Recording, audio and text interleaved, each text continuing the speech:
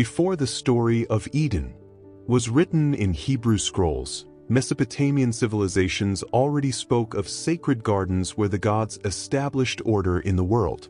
Between the Tigris and Euphrates, life was deeply tied to clay, water, and sky.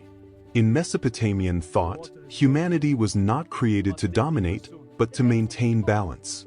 Formed from river clay and animated by divine breath, humans were meant to work the land and sustain cosmic harmony. The garden was not merely a spiritual paradise, it was a carefully organized agricultural system. Irrigation canals divided the fertile fields.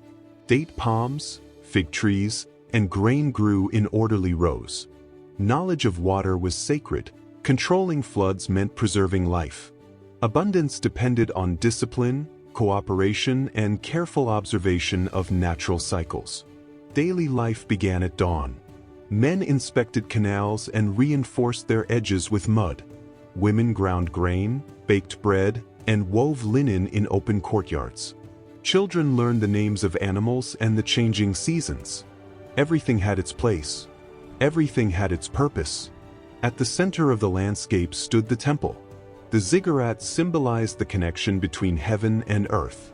There, priests observed the stars, recorded celestial movements, and offered sacrifices to ensure stability. The garden was sacred because it mirrored divine order upon the earth. In this cultural vision, the first man was not naive. Naming the animals meant classifying them, understanding their nature, assigning them purpose.